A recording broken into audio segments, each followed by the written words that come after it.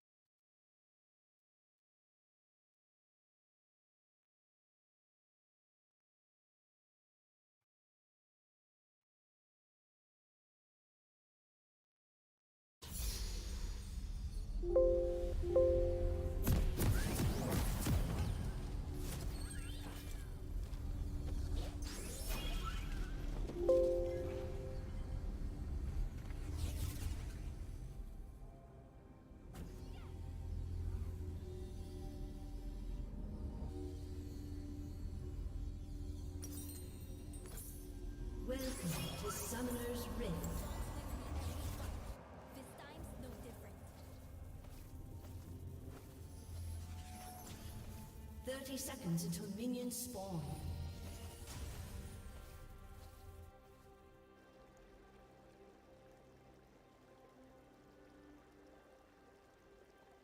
Run fast, charge up, shoot the bad guys. Easy enough.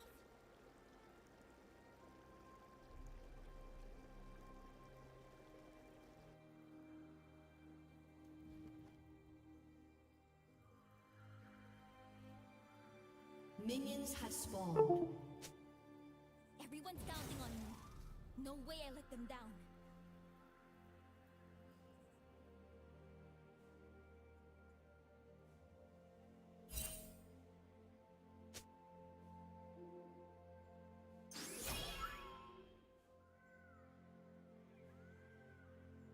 Never seen so little traffic.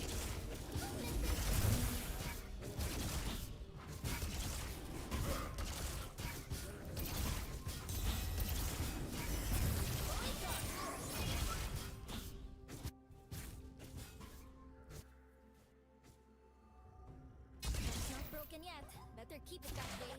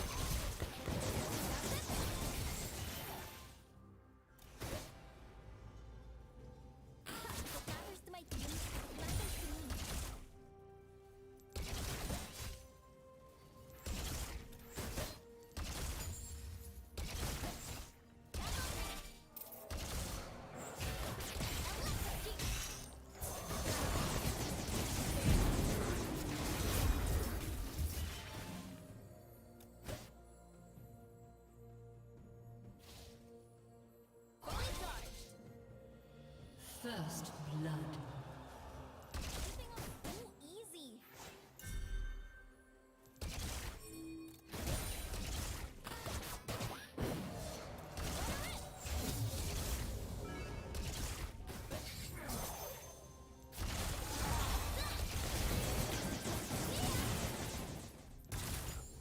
Got to fuel up.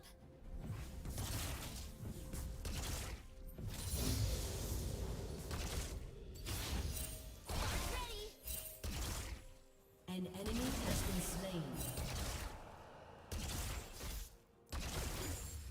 Best thing I can do is fight when others can't. Here it comes.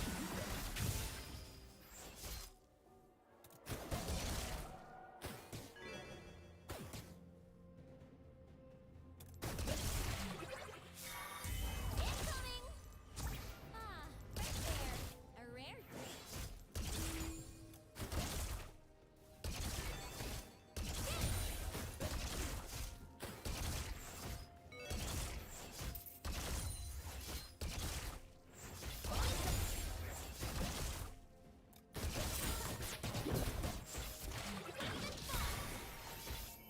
I don't need others to help. Ready? I got a good feeling about this one, Book.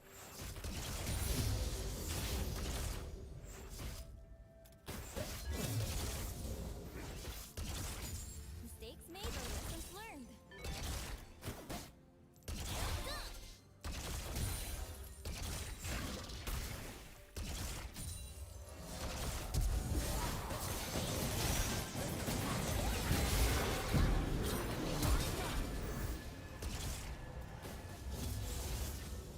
Let it fly.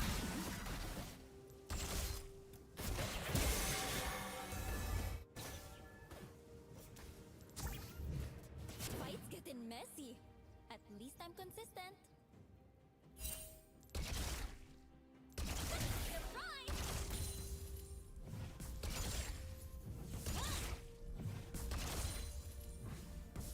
Running on empty. Spark ready.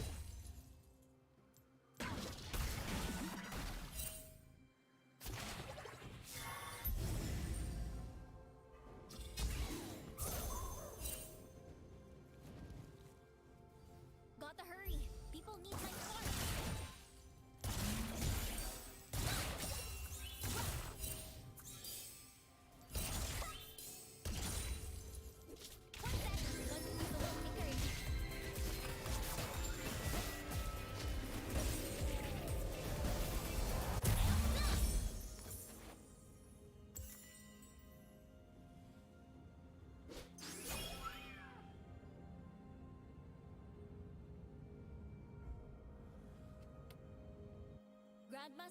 Never back down from a fight. Bless that woman.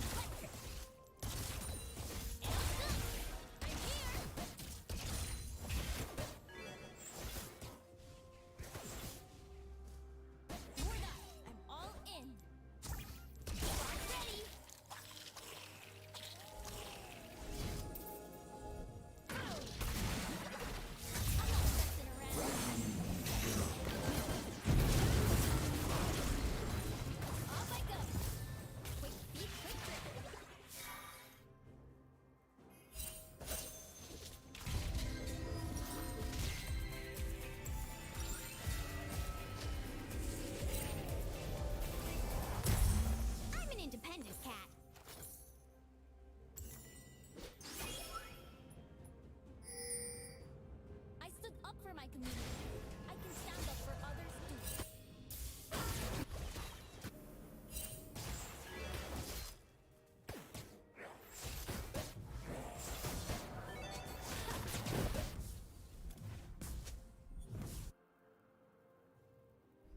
Oh wow, they're really out to get us.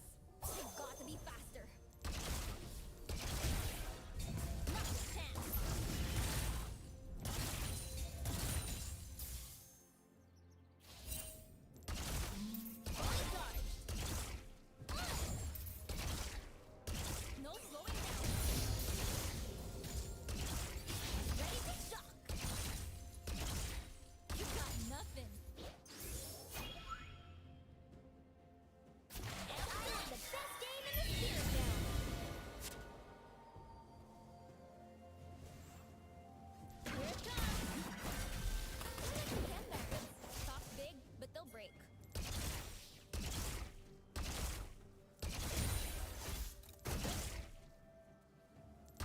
Killing spree.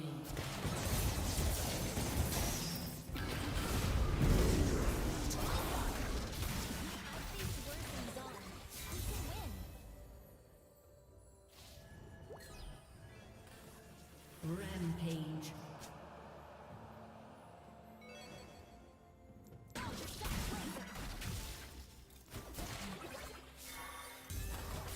Man, I should have packed more snacks.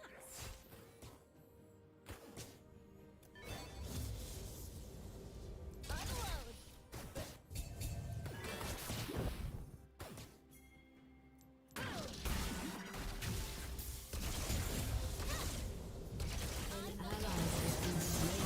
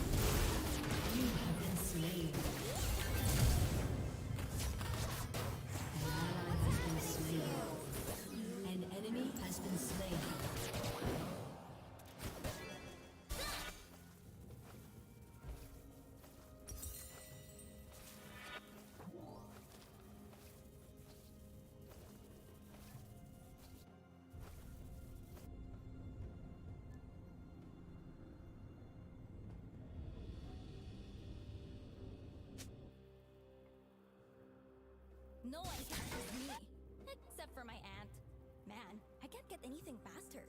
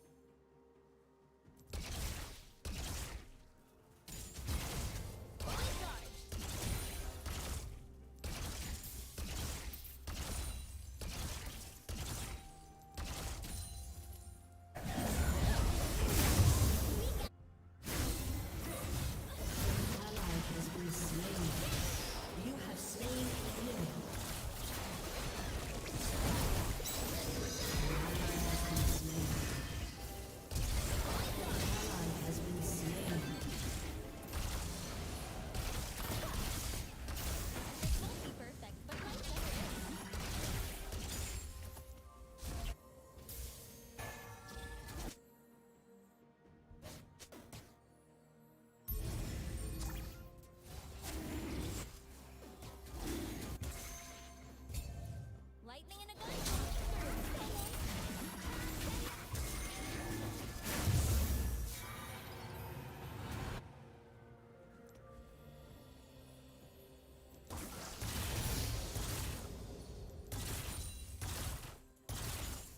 Sword on spark. Ready.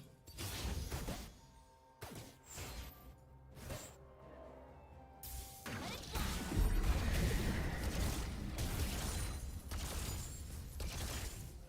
Everyone's counting on me. No way I let them down. Turret plating will soon fall. An enemy has been slain.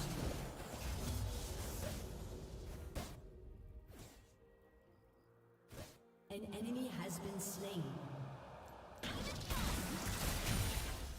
Never seen so little traffic. Do I miss it?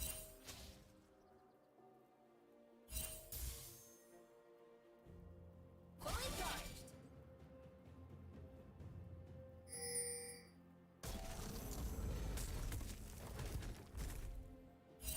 Gun's not broken yet. Better keep it that way.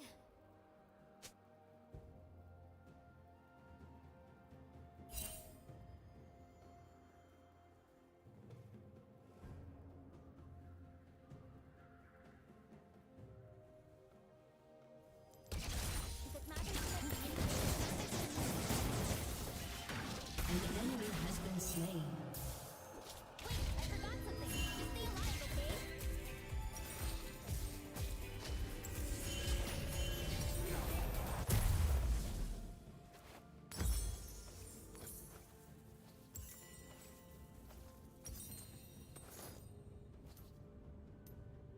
Run fast, charge up, shoot the bad guys. Easy enough.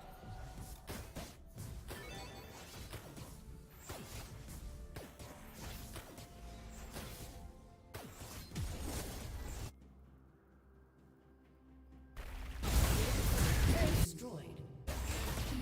An enemy has been slain.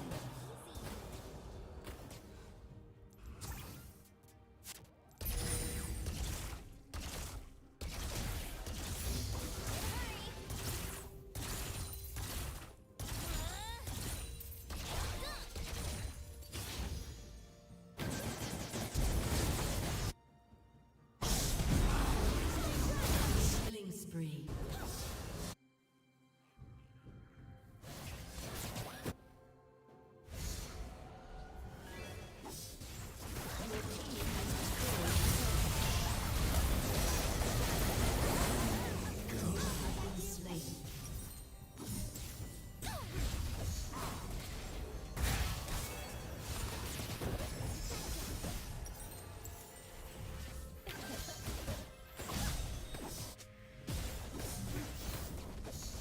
Your turret has been destroyed.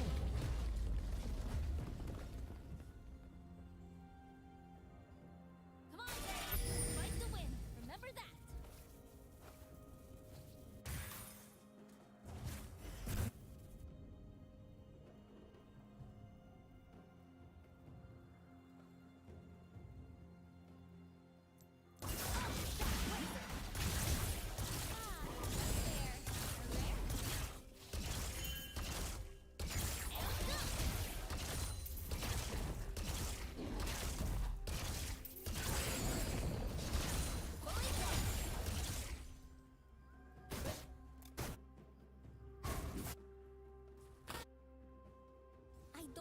others behind. Guards ready!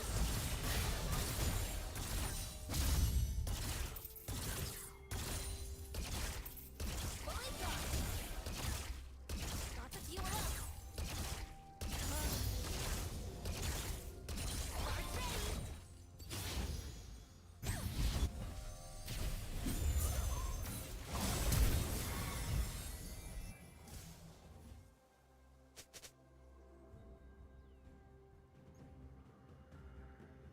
Grandma said, never back down from a fight. Bless that woman. Showtime!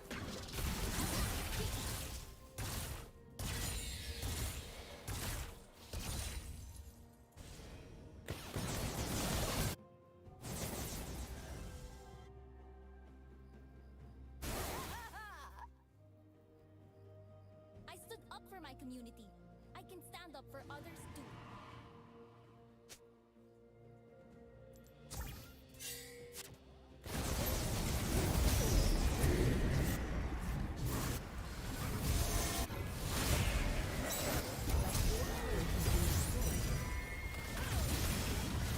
May the lessons learned.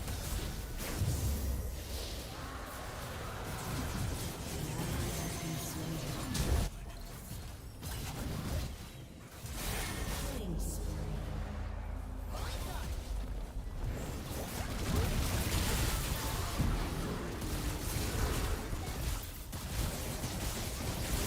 Has been slain.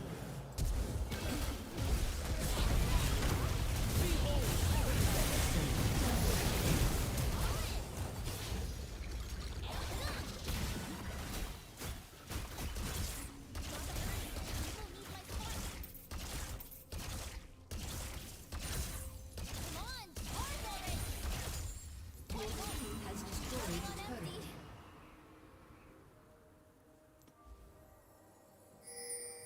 Fully charged.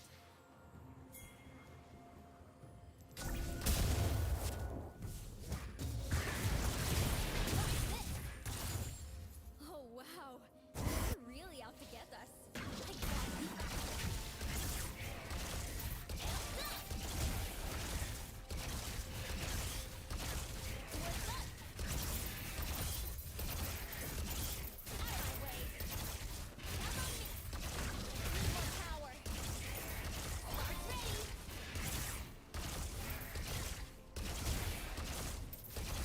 What's there? Hold on. Rampage.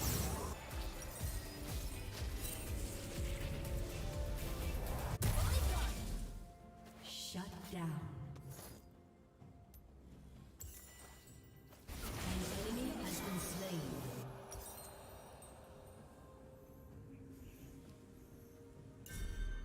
No one catches me. Except for my aunt. Man, I can't get anything past her.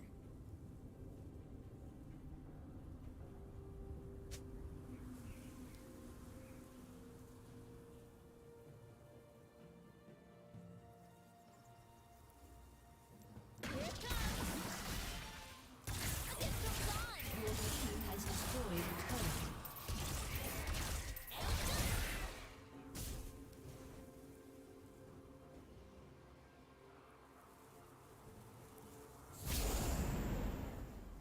Spark ready!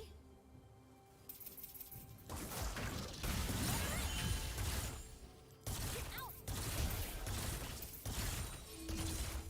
Short on sparks! Incoming!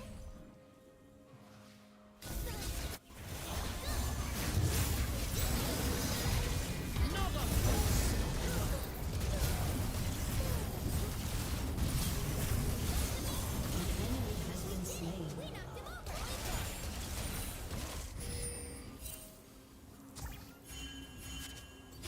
Run fast, charge up, shoot the bad guy. See enough. Let it fly. Rampage.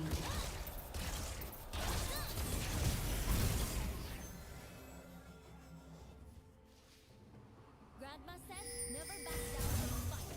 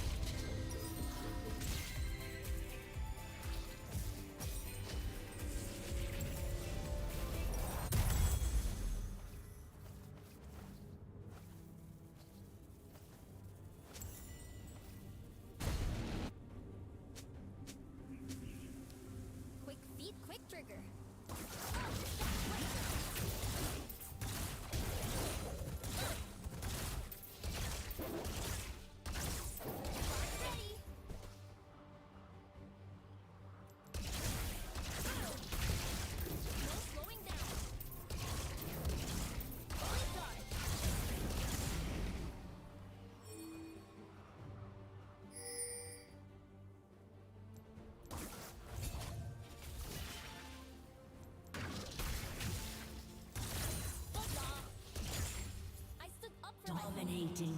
Stand up for others. I'll pick you all up.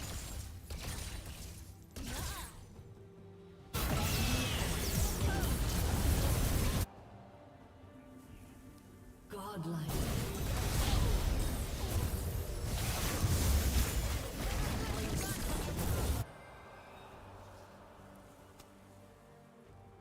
They're like the Chem Barons. Talk big, but they'll break. Shut down. Double kill. Aced.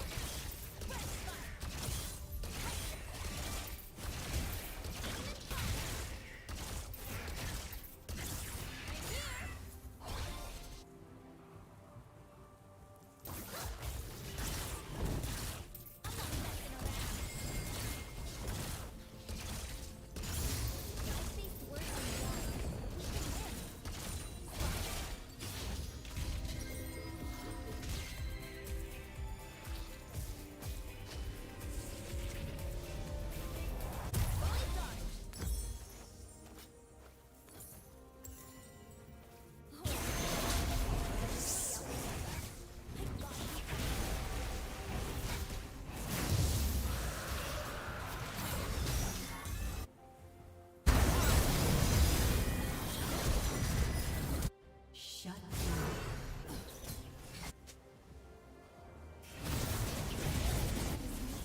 Except for my ass. I can't get anything.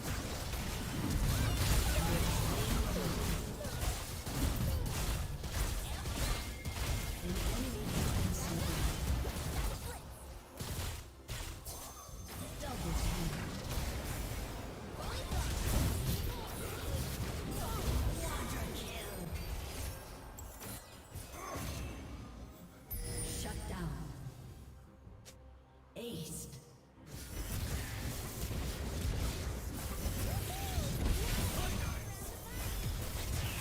Your team has destroyed a turret.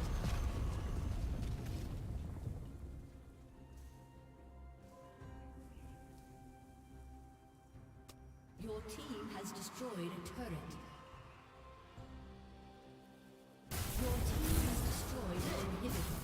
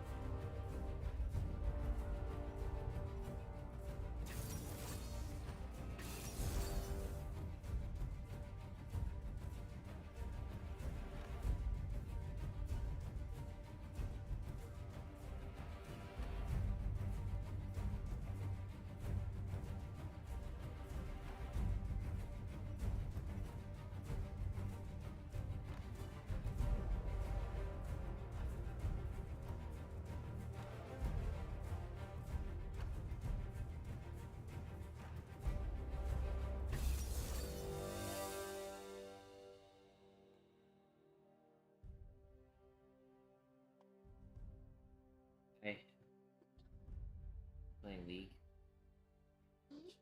Yeah, I don't want to play League, but I don't know what else to play. And first match on, I get stomped in lane. My team won, but I don't like getting stomped. And so I'm coping by sitting on the subreddit for Zeri, watching other Zeri players complain about how bad the champ is. That's my cope.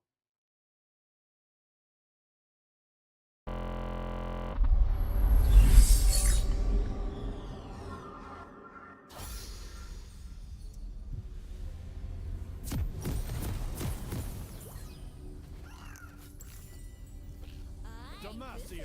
Cool. Get some! Lots of places to Show me run. your baby face Charging up again. on the beat. How dear. Way.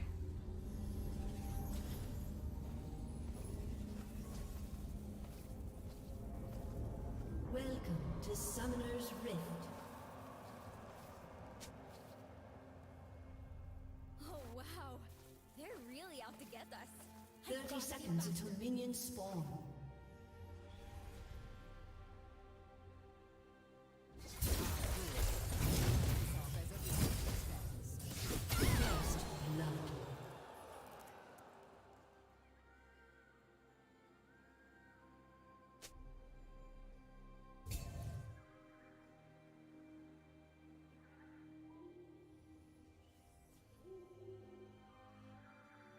Minions have spawned.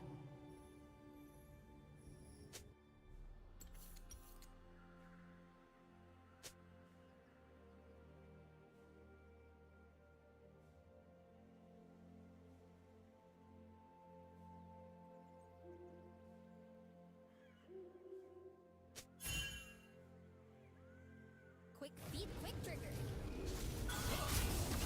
Surprise!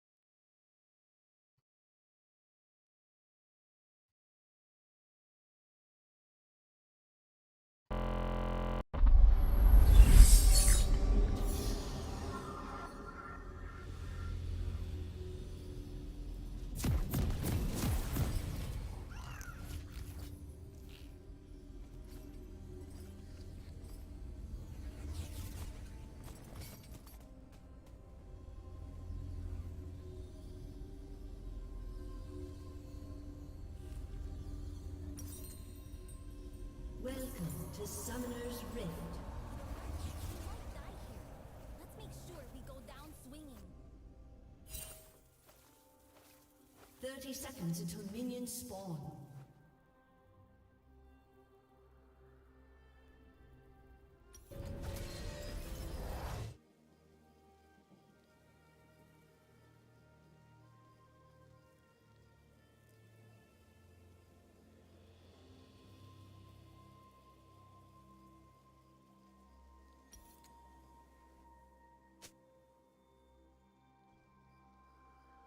Minions have spawned.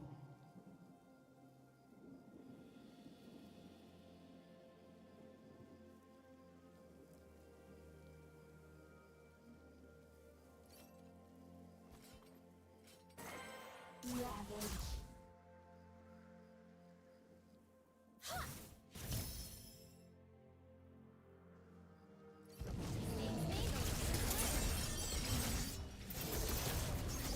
I'm not messing around.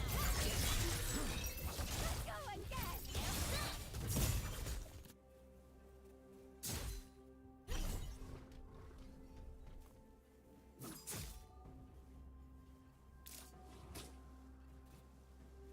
Anyone got a plan? No? No problem.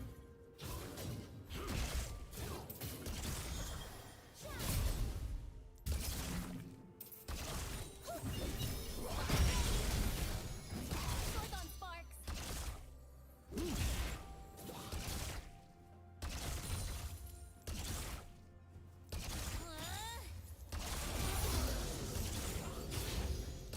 Crack their resolve.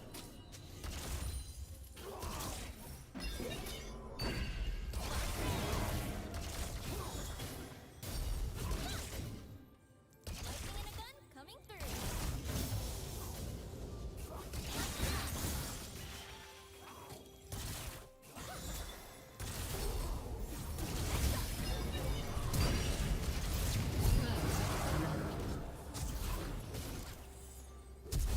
Beauty is a job well done.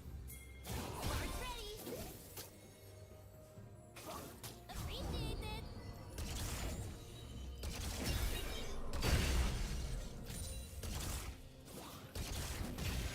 Nothing tense. Wait, I forgot something. Stay alive, okay?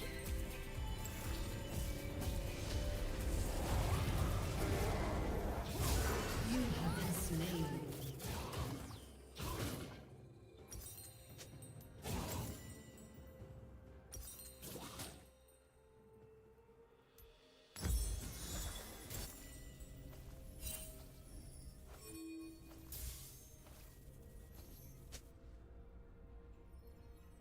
Oh wow, they're really out to get us. I got to be faster.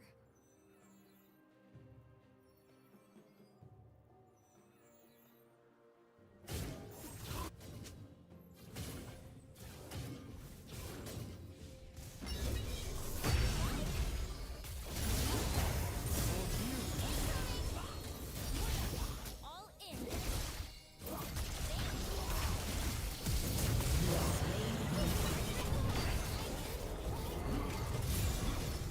You have been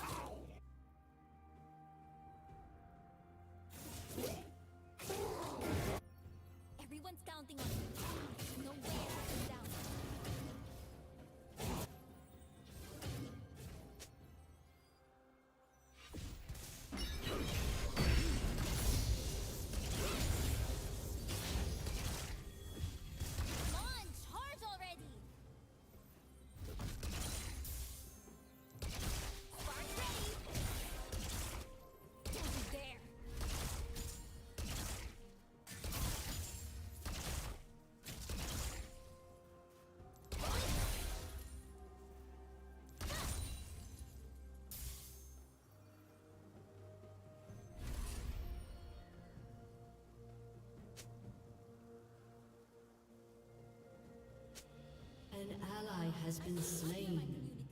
I can stand up for others too. Amped up!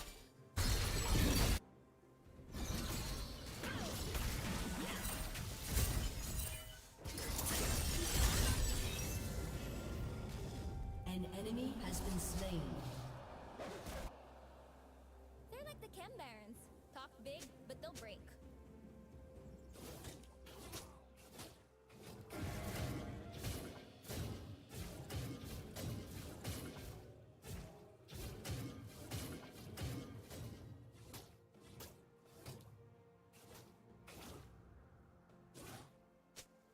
This won't be perfect, but life never is. See ya! It comes on!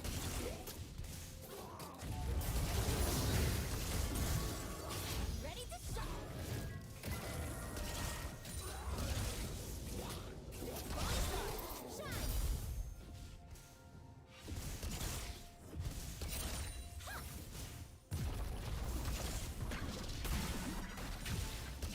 I belong here. We all belong here. An ally has been slain.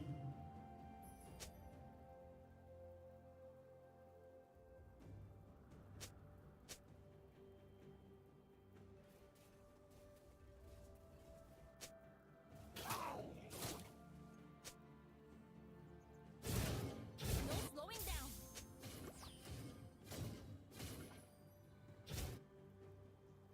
Amped up!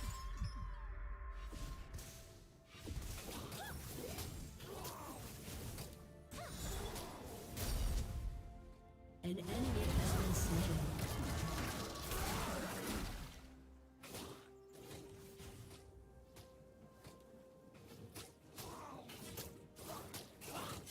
An enemy has been slain. Off I go! Fights getting messy.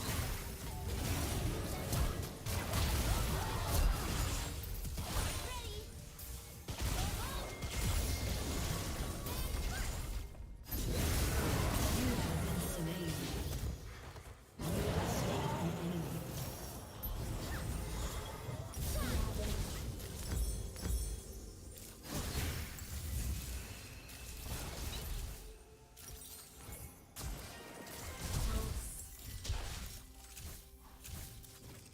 An enemy has been slain. Enemy killing spree. Shut down.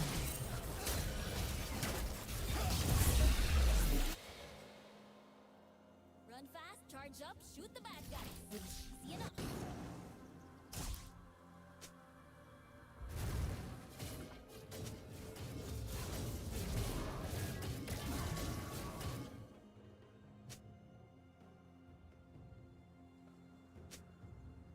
You got nothing. Man, I'm here!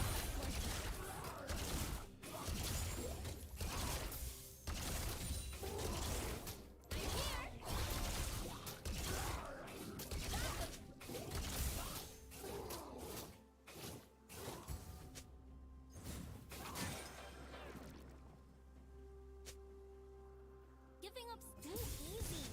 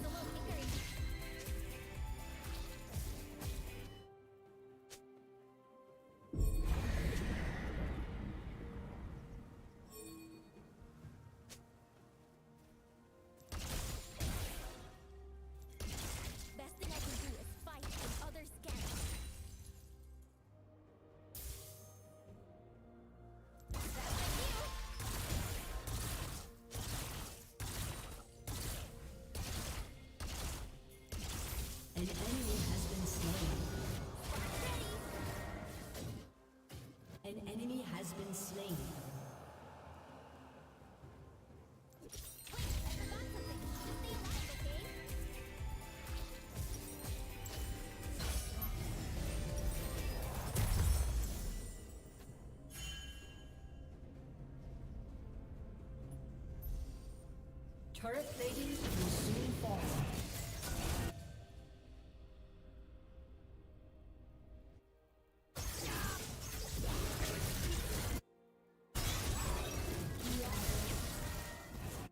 Grant said never back down from a fight. Bless that woman. Never submit.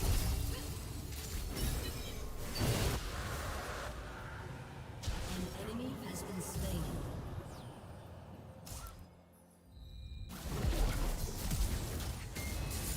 Enemy rampage. Looks like Savor life's closing act.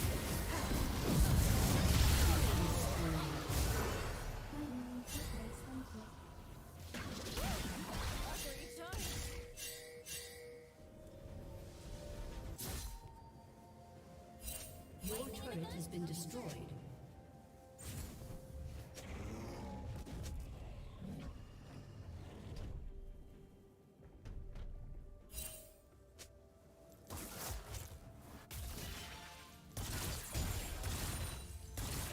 Do or die.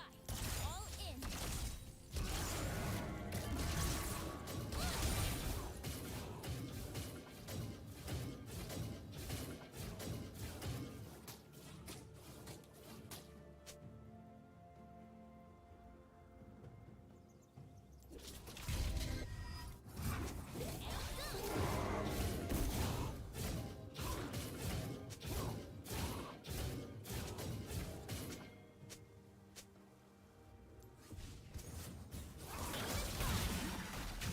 Your turret has been destroyed. Do I miss it?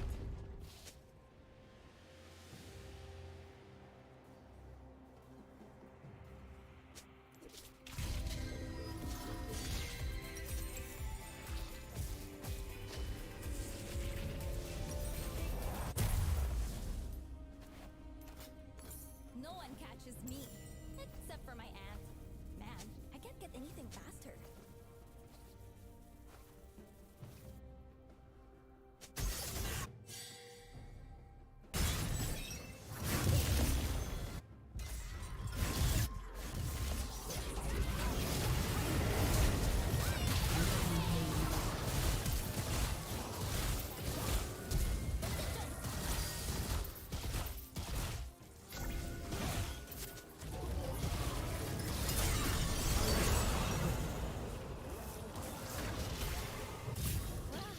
An enemy has been slain. Double kill. And that said I was stubborn. And done! Fresh fire! Spark ready! Go time! If it matters to my team, it matters to me. Holy cow! Start this!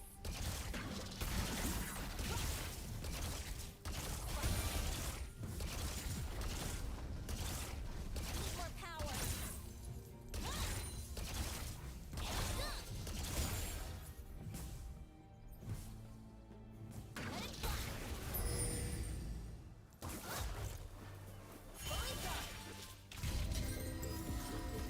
I faced worse than Zon. We can win.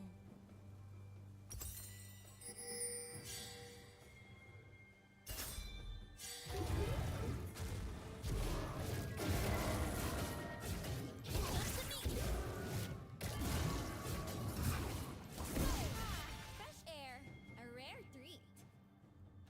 Rampage.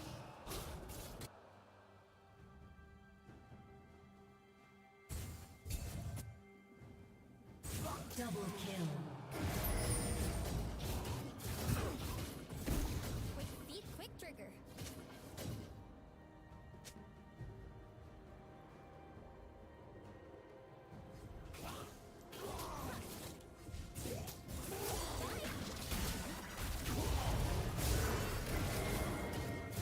Everyone's counting on me. No way I let them down.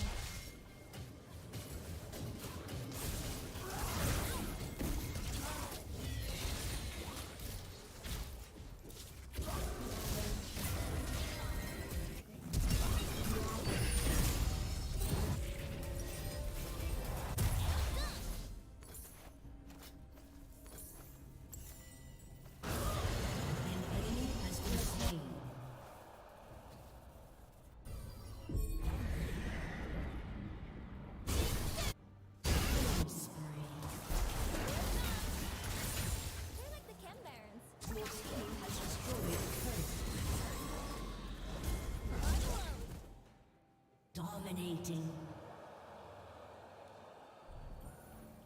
Shut down.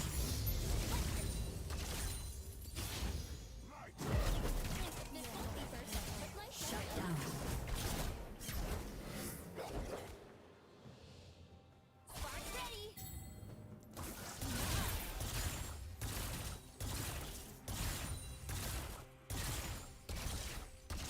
Fully charged. I belong here. We all belong here.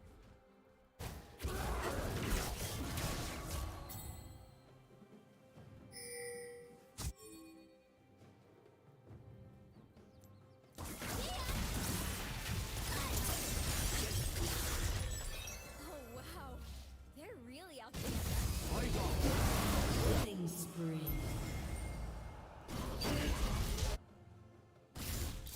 Never.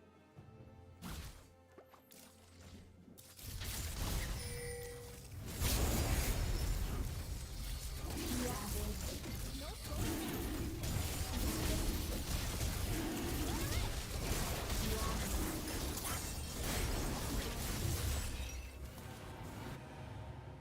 Amped up. I stood up for my community. I can stand up for others too. In a hurry.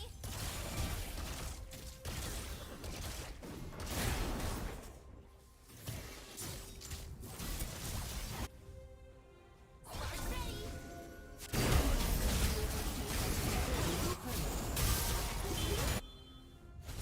Fast charge.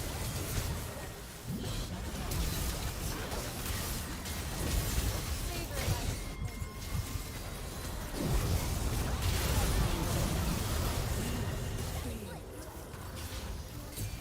Double kill. Got to recharge. I don't leave others An behind. enemy has been slain.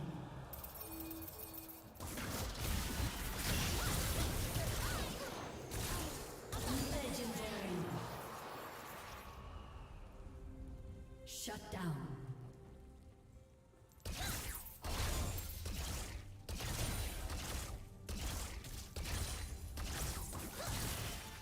Fight's getting messy. At least I'm consistent. Spark's ready. No, you don't. Incoming. Your team has destroyed a turret.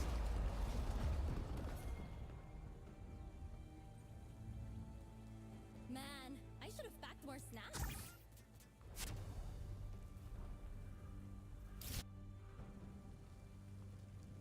Out I go.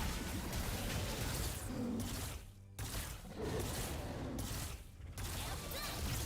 Out of my way. Everything looks too easy. Fully charged.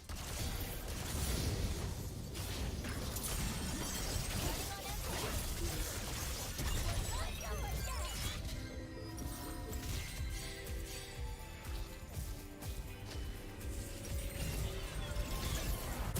Ready.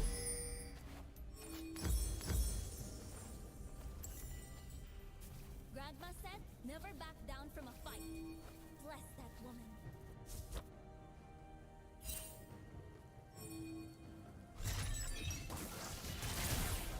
Fuel up. Rampage.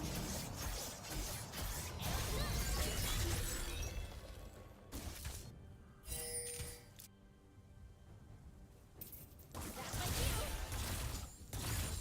Sword on spark.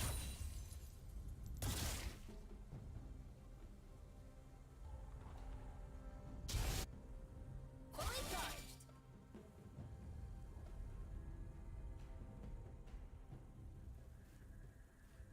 No one catches me. Except for man, I don't get anything faster. Quick, quick! An enemy has been slain.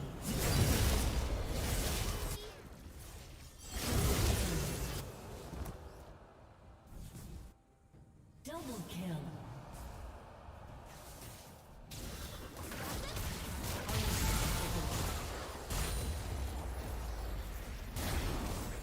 Your team has destroyed a turret. Amped up. Legendary.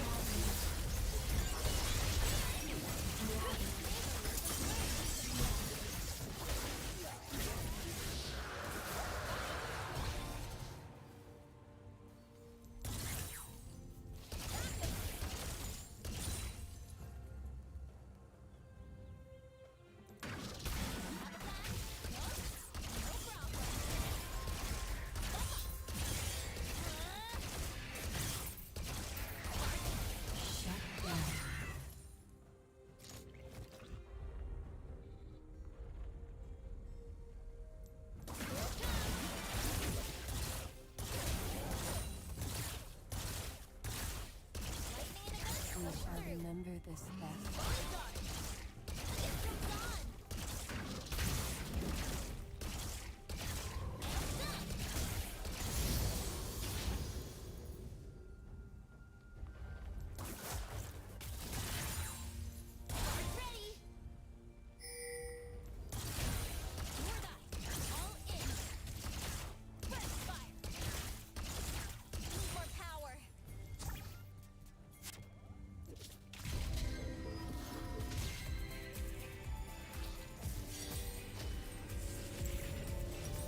An enemy has been slain.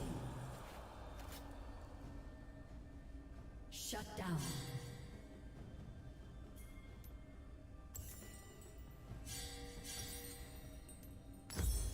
Oh wow, they're really out to get us.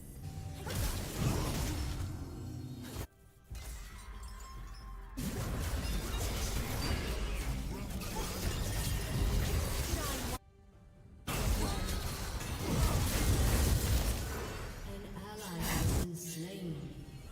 An ally has been slain. Legendary. Still Double kill.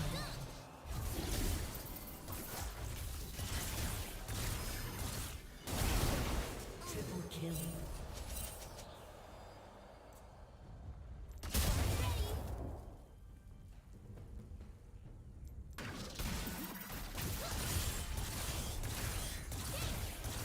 Come on, charge already!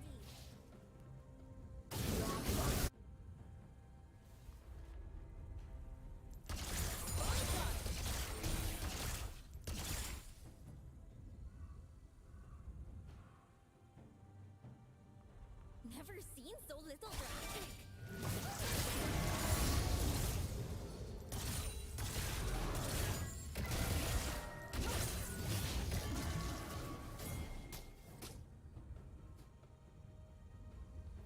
An enemy has been slain. Gun's not broken yet. Keep it that way.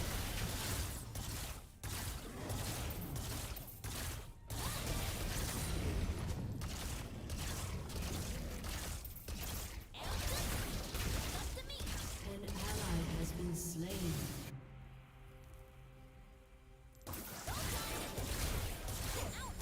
Unload!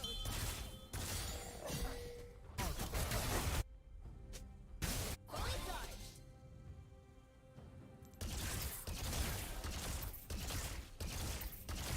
Running on empty. Spark ready!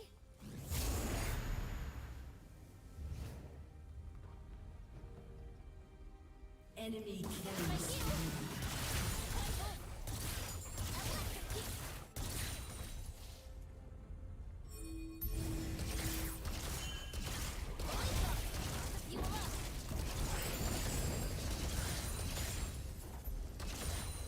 Amped up! One sec! Let's use a little tinkering.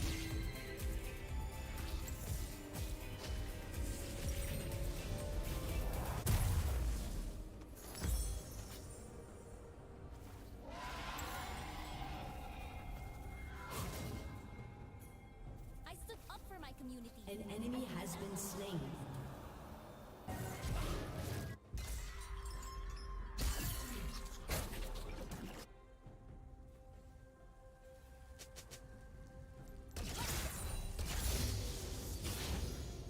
Your team has destroyed a turret.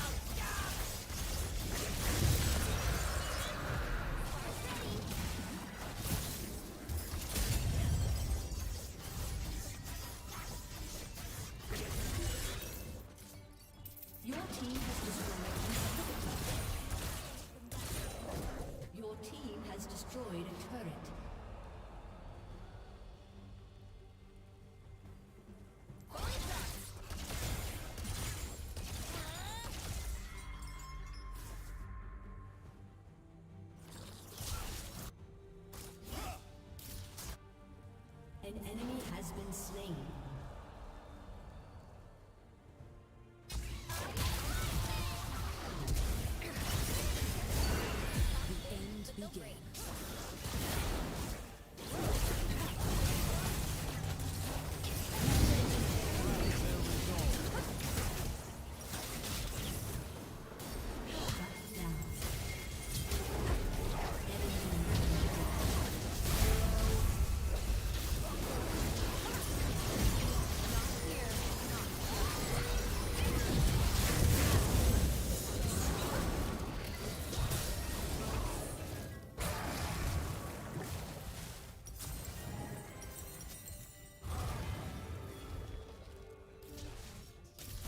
Killing spree.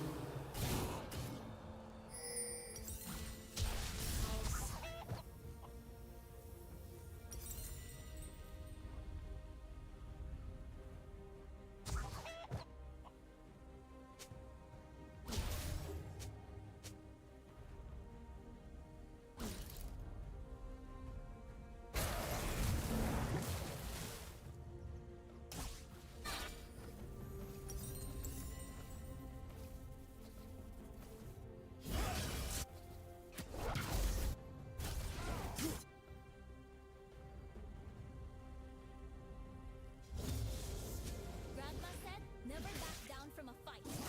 Bless that woman.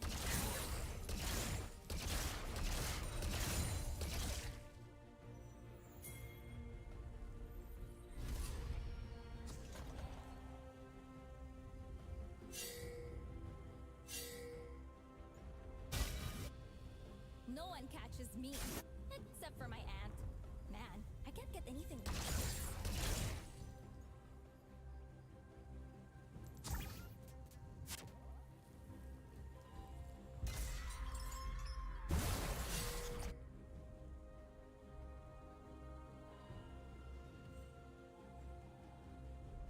An enemy has been slain. They're really out to get me. I got to be faster.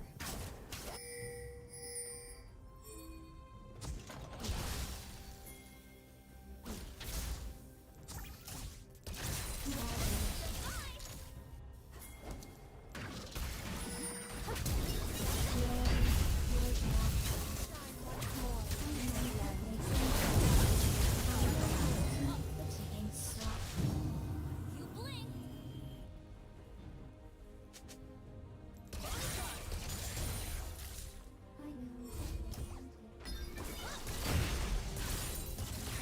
An enemy has been slain. Spark's ready. This won't be perfect, but life never is. An enemy has been slain.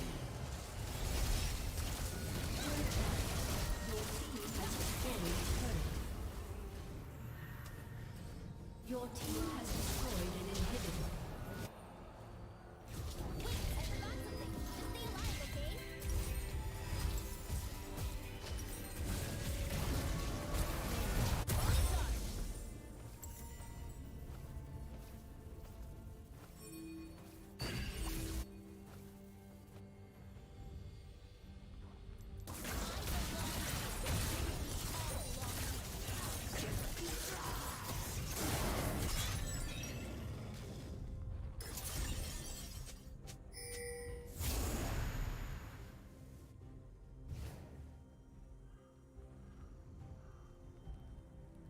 No slowing down. Please don't.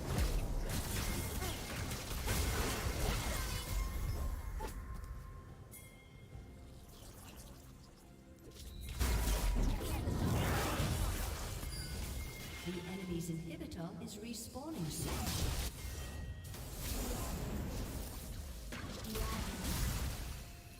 Fuck off.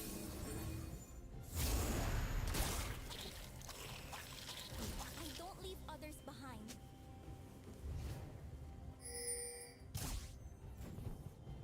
See ya!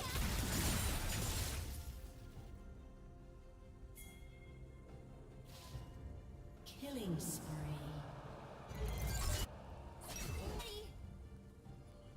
Fight's getting messy. At least I'm consistent.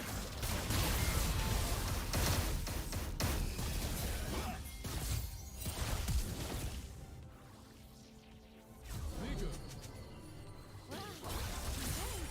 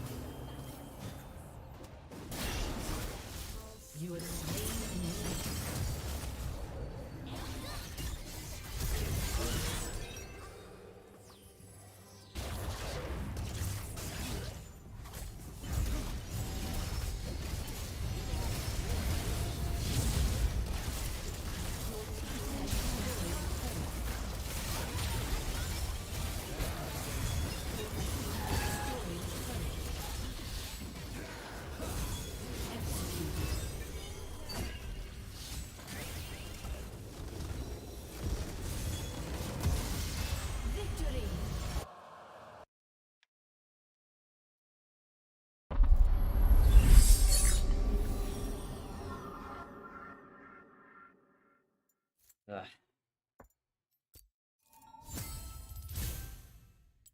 Fuck that whole team. Fuck that whole team.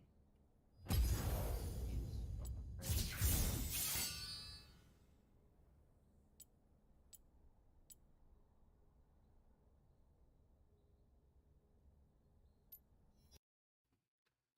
Get the fuck out of here.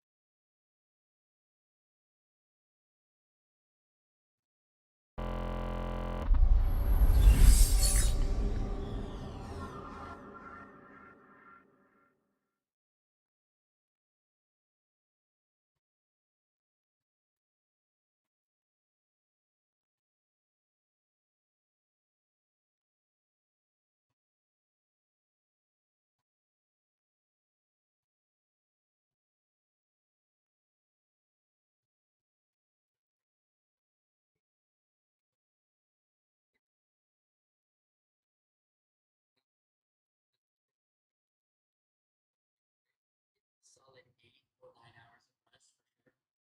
Save instead of vacation without worrying about spending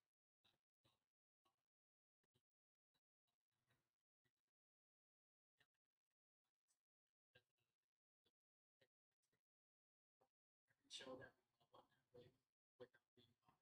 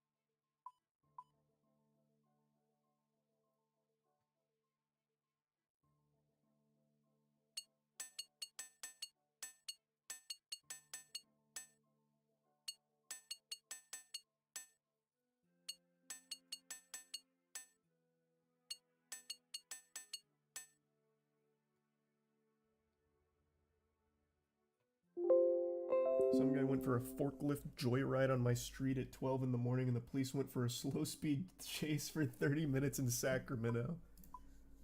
Did they film it? They get the chopper out for that? 6 days ago. Look at you, big guy. You're on the big screen here, CBS Sacramento. But it sounded like every police officer in Sacramento was in the neighborhood. They might have been. This is a big case. It was surrounded. Where's the forklift? Is it activating camouflage? Where is it? It's like a Christmas Day parade. Where the fuck is the forklift? Let's go! And I'm thinking there's a forklift My man. on a street somewhere. The Sacramento Police Department told CBS Man, I think it's got some get up and go to it. What's that, like 15 miles an hour? That's not bad. Man, I love that every neighbor has security cameras and a Ring doorbell for this. So many angles.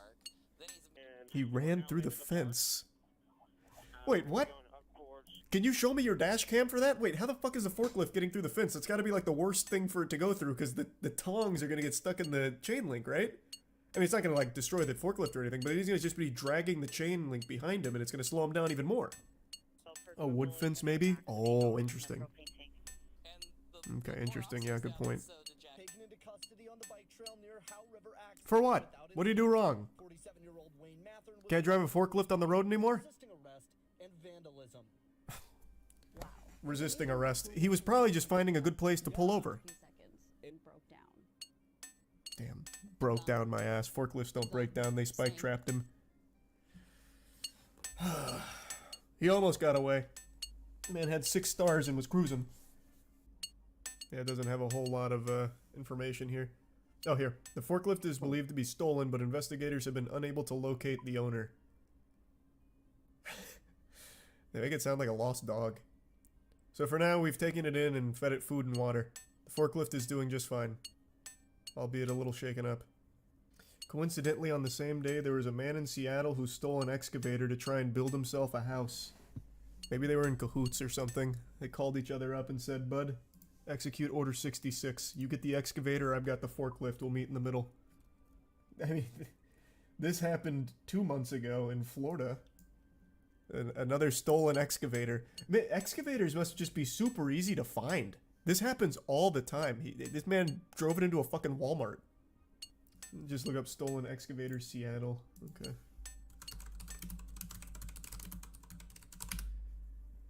Oh yeah, here, 2 days ago. Seattle man steals excavator to build cabin in the woods. In one of those only allegedly stealing an excavator from a nearby construction site. You saw him driving An interesting this plan. equipment Oh yeah. at Jose Rizal Park. He goes, "I'm building a cabin down there," and I said, "No, you're fucking not." Volunteers at Homeless Outreach Group We Heart Seattle called 911. Okay. The words out of his mouth was, "I was told I can do this. This is everybody's land." And Andrea Suarez says the criminal... Hey. That's not a bad defense. I mean, what happened to it being a free country? What, you can't build a cabin in the woods anymore? Huh? How soft have we become?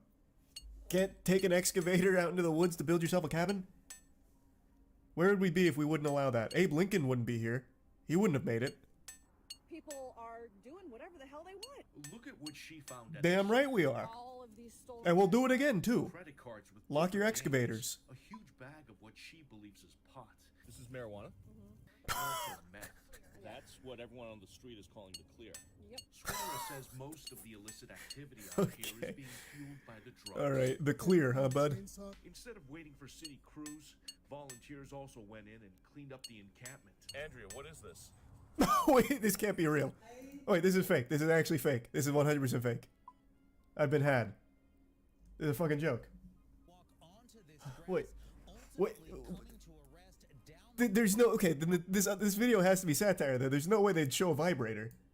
They wouldn't do that. They don't have the balls. They don't have the chutzpah. So this one has to just be a joke. The Discovery Institute's got to just be memeing. Would they really show a vibrator on there? I don't think they would. That's a weapon. They're like, no, we mean a gun or a knife. And I'm like, well, this is a lot more dangerous than a knife. He's driving a backhoe. I wouldn't... Okay, let's not get carried away. Alright, it's an excavator. I would say a knife is still a little more dangerous. You can probably outrun the excavator. Plus it like moves slow enough, like if it tries to like hit you with the bucket on it or whatever, like you could probably avoid it if you're fast enough. Seattle says the stolen bulldozer and subsequent Don't fear. So he really did just bring a vibrator out there. For somebody to have the nerve to take a piece of equipment. Wait, that's crazy. That's real. Man said, I'm gonna build a log cabin and I'm having fun. I just shopped at Adam and Eve, damn it, and I'm gonna get my money's worth in peace. Why would it not be real? I don't know, it's just... Because, I mean, this guy says fuck. Like, the very first person in the interview says no fucking way, uncensored on this broadcast, and then it goes to a damn vibrator. Plus, also, if you're building a log cabin, why are you bringing a vibrator? And especially this model of a vibrator. You're not getting any value out of the clitoral stimulator. Like, what are you gonna do with that? Put it on your taint? Like, that doesn't do a whole lot for you. Like, you'd probably use a different vibrator. Like, it just... A lot of the pieces of the puzzle weren't adding up. A threesome. I didn't even consider that possibility, of course. How did that one escape me? You need to you need to compact the soil somehow. Wait, alright. This guy builds log cabins. I forgot about the old trusty soil compacting vibrator. I don't know. Yeah, you're right. I'm just not qualified to speak on the tools necessary to build it. Very cool story, though. Very interesting. It keeps you on your toes, that's for damn sure. Wow. Wow, wow, wow. Yeah, that makes the forklift story look like small beans. Have you seen the news about the recent Somerset Gimp man who is banned from wearing leather gimp suits for 5 years? What's going on in the world? What? They're taking away all our freedoms. What happened? Why has he been banned from the suits?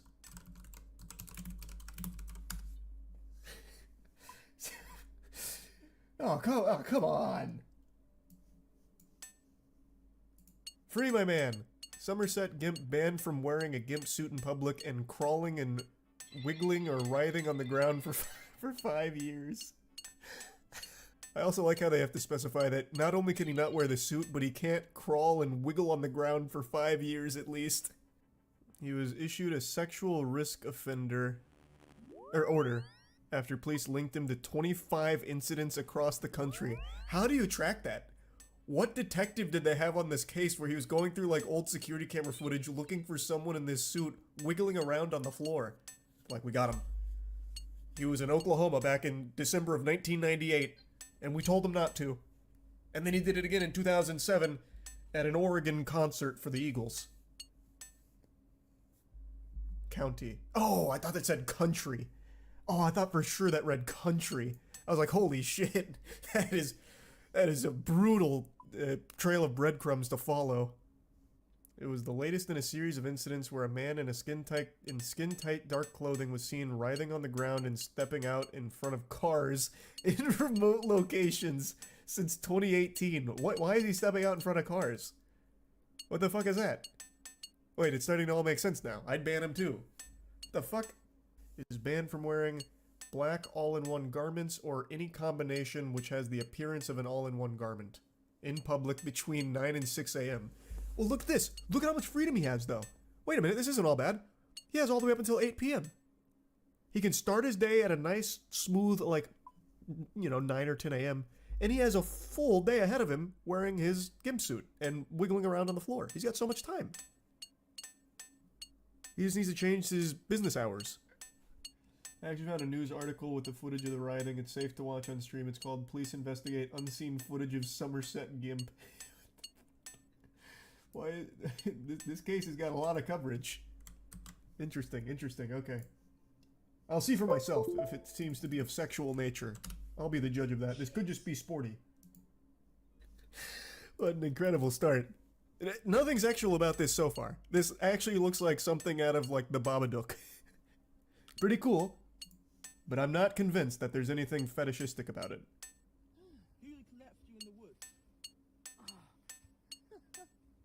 He's dehydrated. Give him something to drink.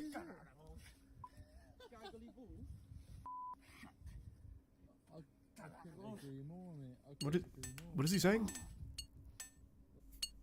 Bro was just chilling. Why are they bothering him? Well, they weren't. He kind of like wiggled up to them. Well, they probably thought he was dead, actually. I can totally understand why they'd like be a little concerned.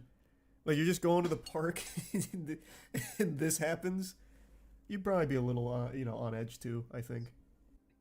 I love how in this video he is the suspected gimp.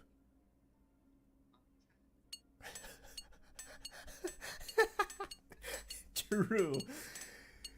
They're not entirely sure. It could be anybody. It's just this is their chief suspect at the moment. Like, we're not... Allegedly, this is him.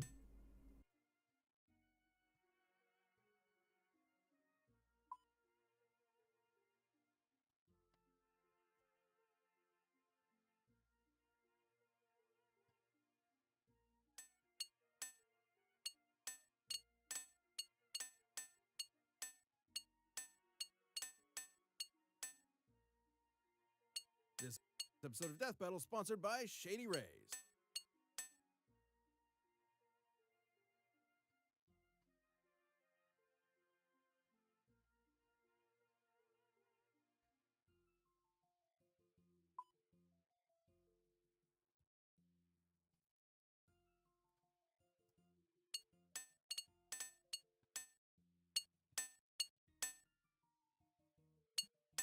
This is a topic that I've talked about on the podcast occasionally and sometimes on stream, but overall I feel the entire lore and situation around Boogie 2988 over the last like 5 or 6 years has just been incredibly sad. But there was a documentary just released about him, which had Boogie's stamp of approval, his blessing. A documentary filmmaker by the name of Mike Klum spent the better part of like 9 months filming Boogie and going over cataloging his life. I've watched a lot of documentaries throughout my 29 years on this space rock, and I feel like until the moon falls out of orbit crashing into the Earth just as Roland Emmerich predicted in the classic Moonfall movie, I feel like this will remain one of the most perplexing documentaries I've ever watched, because I don't know why Boogie would agree to it. It makes him look so bad.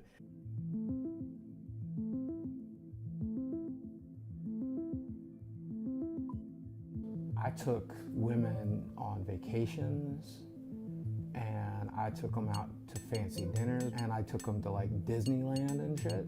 I'm not going to show you all the main components of the documentary, I just want to focus on 2 core ones here. If you're at all interested in the story of Boogie 2988, I highly encourage you watch the whole documentary here. It's probably one of the most honest looks at anyone I've ever seen. Boogie is just an open and honest book here that's a little bit hard to read from because it is pretty eye-opening stuff. But anyway, his fall from grace on the internet is an extremely well-cataloged downfall.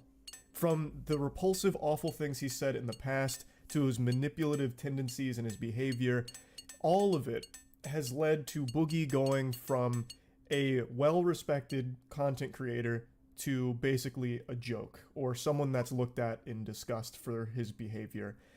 So, for those that don't know, Boogie is an OG YouTuber who was absolutely at the top of the game for a long time. He won a fucking award for being a nice guy in the gaming community, basically.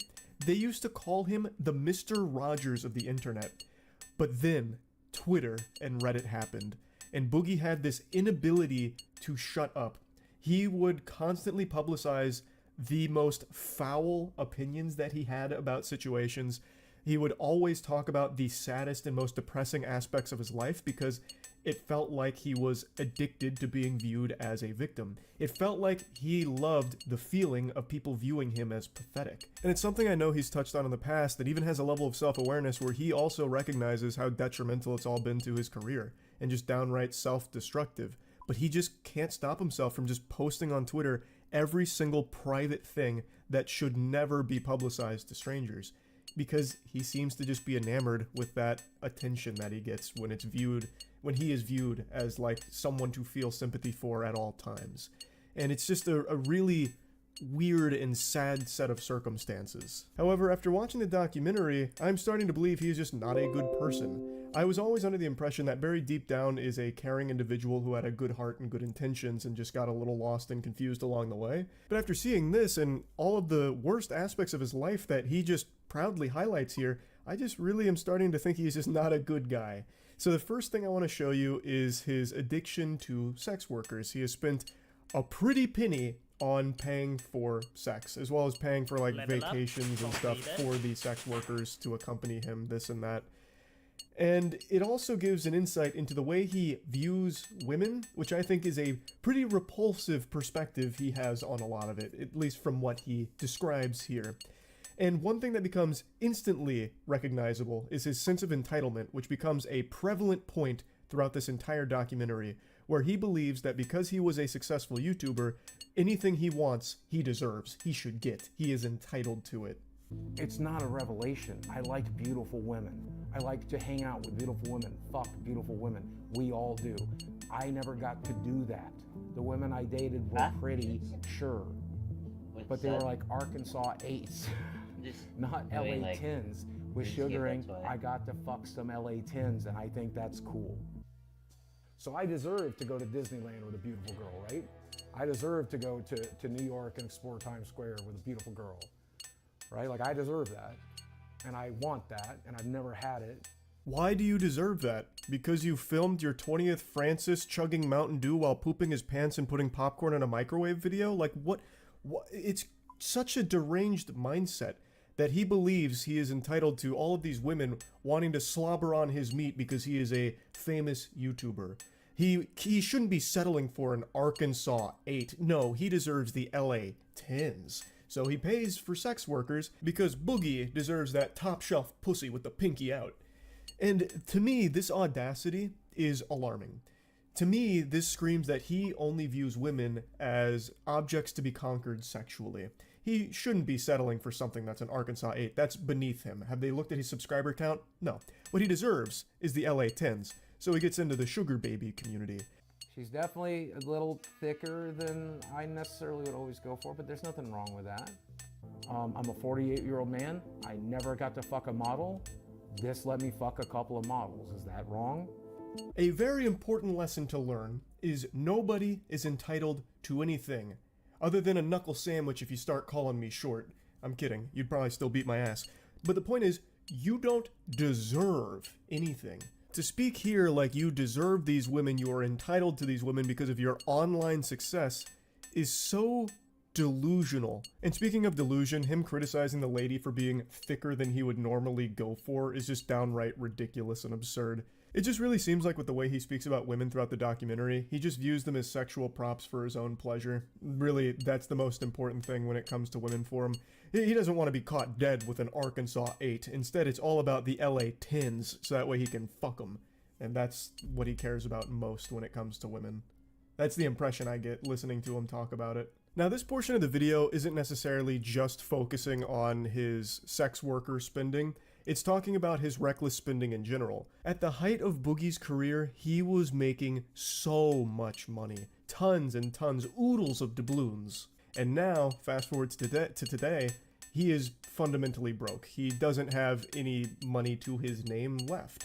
So it's going over where all of it went, and a large chunk went to paying for sex workers, as well as like gift cards that he would give them, which is crazy. When they broke down the financial spending, $500 was allocated for gift cards, which is a weird gift to give someone, and like $1,000 for a purse. So I guess he'd give them like a purse with like a GameStop gift card in there, like, hey, go get yourself something nice, toots. Maybe a couple Pokemon card packs, huh?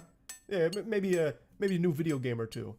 Like the whole thing is just all about his spending habits, which has left him in a financial crisis. All of which is his own fault, which he also recognizes. His entire career's spiral into the shitter is entirely his own fault. From not being able to stop saying the most awful things you could imagine during streams, to not being able to stop himself from posting the most private things about his life online, to not being able to stop himself from spending money on collectibles, a bunch of luxury items, terrible investments in like crypto, which he lost like $600,000 in. All of it is his own fucking fault. And when he talks about himself and like his health struggles and a lot of the other things that are personal to his like day-to-day life, he speaks as though it's already kaput. Andrew really summed it up best. When Boogie talks about himself, he talks about himself as if he's been dead for 30 years. When he speaks, he's speaking as if he's already 6 feet under in the grave, and he's like communicating as a force ghost, like, man, I wish I took better care of my body. That's something he speaks about in the documentary with his girlfriend, who's 29 years younger than him, and he starts to recognize that in 10 years, she's only going to be 30, and he might just be dead because of all the health problems he has from not taking care of himself. And he just speaks as though there's nothing he can do to fix it. He's just like, damn, I should have put more time into fixing my body a long time ago. You know, it's already over. when he can start now. He can still start doing that now. He can still fix his career now, work towards improving his career, but he just doesn't. He refuses to. He just speaks as though he's completely given up, which is another thing that becomes very clear in this documentary, where even though he feels this sense of entitlement, he feels as though he doesn't have to work towards anything. He just deserves all of these women. He deserves all of this money. All because at one point he was a very successful YouTuber. It's a fucking baffling and infuriating mentality to witness in this film. Now the next thing I want to showcase here, and the last thing that I'm going to focus on in the video, is him getting another job, because YouTube has been collapsing on him, and the documentary filmmaker suggested maybe getting another job. It's also something everyone else in the world has suggested to him, getting a real job. And so he finally decides to go through with it and do like a mock interview to see if maybe he can find a position somewhere in the working world. Dawn, I'm Boogie, or Steve. Okay, what do you prefer to be called? Honestly, probably Steve. Let's go with Steve. Okay, Steve, no problem. Whatever you prefer. And so you are here today because you are seeking employment. Yeah. I did work at a small gaming store back in 2006, 2007. I am disabled. Recognized by the state of Arkansas, but also the United States government. There's that. Now, the downside to that is I am extremely depressed, so there's some mental health issues that we bring to the table. And then physically, I am morbidly obese. I have no references, no work history, and no education. And when you Google my name, you might see rumors that I beat my ex-wife, and I'm also a pedophile. Should mention I'm also a felon. When I first saw this clip, it wasn't in the documentary, it was floated around on Twitter. I thought it was just part of a skit. I was blown away. I was like, damn, Boogie's got some real acting chops now. He's really been hitting the thespian troupe out there training. I was like, damn, kind of a fire, comedy sketch. No, this is real. This is authentic. This is more real than my 3-point jump shot. This is actually how he conducted himself during this interview. Now, of course, this isn't a job interview per se. It's to try and help find him work. But he goes in here and just intentionally sabotages it. This is not as though he's really taking it seriously. He's taking the piss here, if you ask me. And that becomes extremely clear because after the fact, he says that he can't just get a real job or anything. He has 4 million YouTube subscribers. A job is beneath him.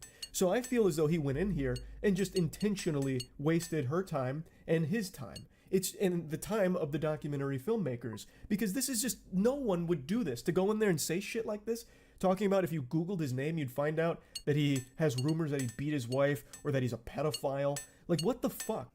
Okay. What's the nature of your felony? Aggravated assault. How old is it? About 2 years. Okay. So I think there are some avenues you could explore. I definitely don't think it's impossible, but you have some challenges. Yeah. Lots of things in life are about your mindset, and you're using weight and disability. I can't. If that is the attitude that you're going to have when you approach everything, then you can't, and you won't. I did work in the porn industry for the better part of 7 years, so I mean... Be real with me. Do you really think it would be a good idea to go to a real interview and reference porn? It depended on the job, I would think. I love that she immediately picked up on what everyone else on the internet has also picked up on over the years. She nails it immediately. His mentality is, I can't, just giving up on everything. That is how he's approached everything online, yet still feels a sense of entitlement where he shouldn't need to put a whole lot of effort into YouTube or anything. People should just be giving him money for existing. She picks up on that mindset right away. That's how clearly he wears this on his sleeve. It's his whole personality of just feel sorry for me, and here's the reasons why you should feel sorry for me. And it's super upsetting because it doesn't have to be that way. Again, he's still alive. He can fix things, work towards things, improve things if he wanted to, but he fucking refuses to. And when the lady does say, like, hey, look, it's not impossible, you do have some challenges, he decides to go even harder to make it even more difficult by saying, oh, I also worked in the porn industry. To which she's dumbfounded, like, would you really say that during a real interview? Because he's clearly just trying to ruin this. He doesn't want a real working job outside of YouTube or anything. And he makes that super clear with this phone call that with this message he leaves the documentary filmmaker. Violent crimes listen, dude, I know we're making this documentary and everything, and I know you think I need to get a real job, but I just want to let you know I'm not going to. I'm not going to walk into some job when I have 4 million subscribers on YouTube. I'm one of the original YouTubers. What I'm going to do instead is go back to making content. Go lay down. Go lay down. Go lay down. Good job. Yeah, so I mean, things aren't great. People are still mad at me on YouTube. That fucking ego is infuriating. One of the OG YouTubers, I can't just get a fucking job. This is ridiculous. 4 million subscribers on YouTube. That's for plebeians, not for Boogie. At one point in this documentary, he mentions that he must have like covert narcissism or something, and he absolutely is a narcissist. 100%. Like, I'm not a medical professional or anything. Like, I can't actually diagnose it, but everything that is showcased in this documentary feels like it's narcissistic personality disorder. What's crazy is I haven't even touched on the saddest parts of the documentary. The bits and pieces I've loosely touched on in this video here don't even make up what I believe is the hardest to stomach portions of the documentary. Mike Klum and the team really did an incredible job with this piece. So again, if you're at all interested, check it out. No part of him that seems to actually want to change for the better. He just views it as he's already defeated. So he's just going to continue being self-destructive, I guess. When I don't understand it. There is still so much opportunity and time for him to actually improve his life. And over the last 5 or 6 years, he's talked about that a lot, about how he's going to do this, that, and get better at this and that. And he just doesn't. He just refuses to. So yeah, I just wanted to talk about this because I just finished the documentary. We also talked about it on the podcast. That'll be up on the official YouTube channel sometime in the next couple days. It's just sad. It's just fucking unbelievably sad. Like many others, I was a fan of Boogie2988 years ago. And to see the mask fully come off and you get to actually see who he is as a person is shocking. But anyway, yeah, that's about it. So yeah.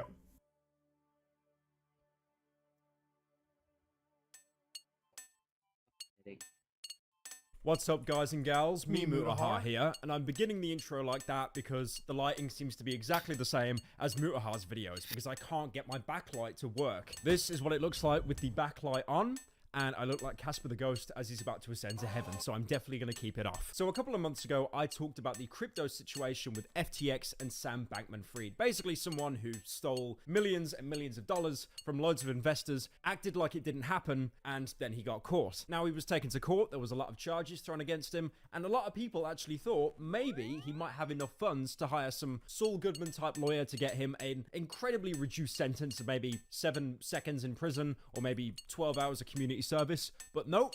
He has actually now been found guilty of all charges, with said charges giving him well over 120 years in prison. So Bankman-Fried was found guilty of 7 counts of fraud. On top of that, there was also conspiracy and money laundering charges, with what prosecutors are calling one of the biggest financial frauds in American history. I'll be honest, I find it very ironic that they're saying that, considering it is in America. I think the only place more corrupt than America with their money is the UK. Now, the original accusations against Bankman-Fried were that he was using customer deposits in crypto trading. So basically, if you invested into his company, FTX, he would then yoink that money and use it for like degenerate crypto investments. Originally, he was using this to cover losses at a hedge fund that he invested in, or moreover, they gave him money. He originally used the investments that he basically stole from other people to pay off the hedge fund that had originally invested in FTX. But then, on top of paying the loans off, which seems, you know, I mean, it's still pretty bad. It's not your money. It is basically stealing, but it seems to be noble, I guess, making the scale balanced. He then started buying himself multiple lavish real estates and a bunch of other personal expenses like supercars. Now, when he had this insane amount of money, Bankman-Fried basically started a bunch of companies, all leeching off the FTX company that he started up, using FTX funds to finance these other businesses. So basically, if you were in the Bankman-Fried inner circle, he would give you a loan, but that loan would be ridiculously inflated because he was stealing so much money from his actual legitimate investors. I like as well how I said crypto and legitimate in the same sentence there. So FTX started all the way back in 2019, and first of all, I do want to say that 2019 was a while ago.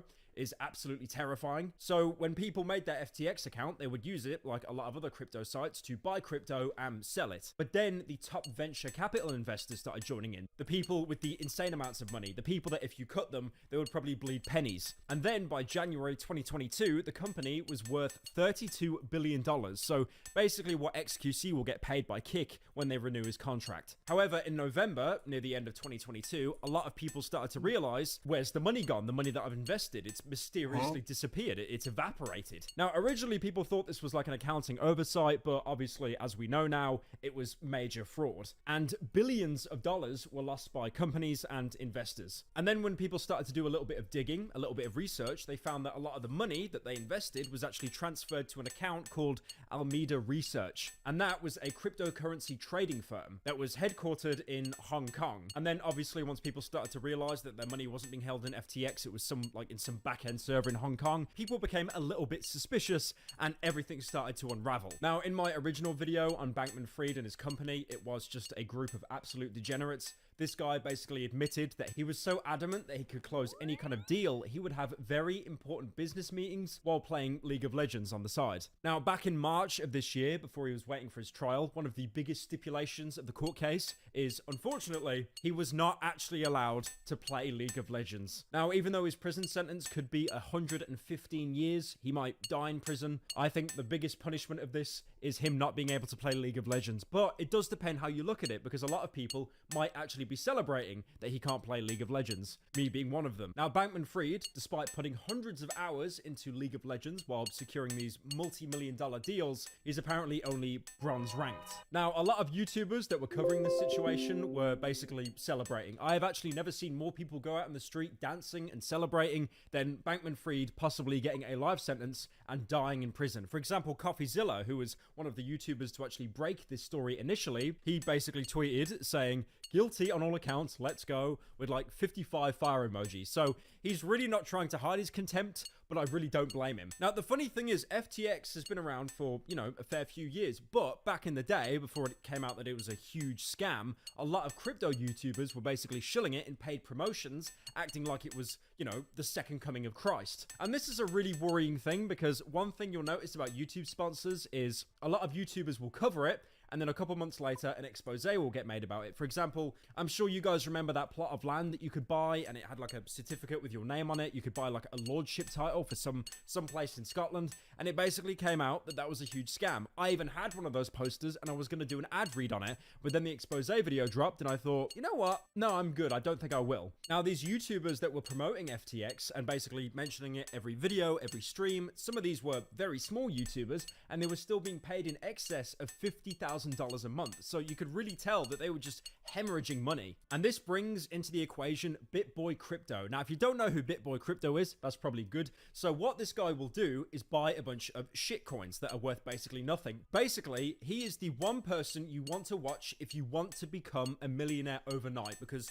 take any advice he gives you and do the exact opposite, and it will basically always turn out good. But the funny thing is, BitBoy Crypto actually called out FTX before any of the other crypto YouTubers did. He was basically the first person to expose them and call them out, but again, because if you take any of his advice, do the opposite, it's a good thing, no one listened to him, because him saying FTX is bad, that probably means it's the best company in the world. Now, keep in mind as well, FTX was one of the biggest crypto traders. The reason why FTX became so popular is because they used their initial money and funds from the hedge funds to do these really aggressive ad campaigns. At one point, even buying ad space at the Super Bowl. And as we all know, ads there can go for millions of dollars for something that lasts like 15 to 30 seconds. They also did a lot of celebrity endorsements, and at one point, even getting access to the Miami Heat's arena to rename it to the FTX Miami Heat Arena. So as we know, the reason why FTX were exposed is because they borrowed a lot of money to Alameda, but a lot of that money was from people's crypto deposits. So November last year, when it was found out that FTX was doing this,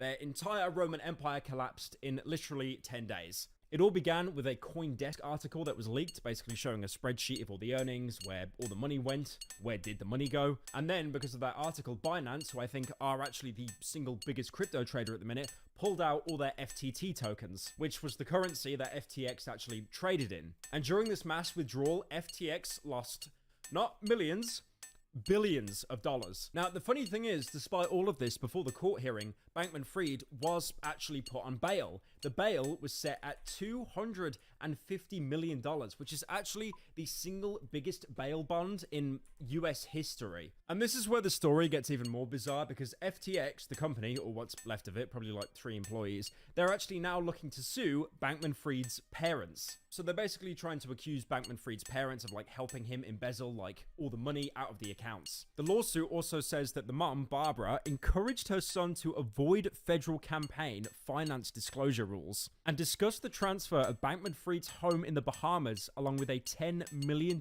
cash gift. But yeah, honestly, I wouldn't really be surprised if Bankman-Fried was that successful with FTX and the parents weren't involved. What's the moral of today's story? Don't touch crypto unless it's Ethereum, and then it takes like 20 years for it to make any kind of profit.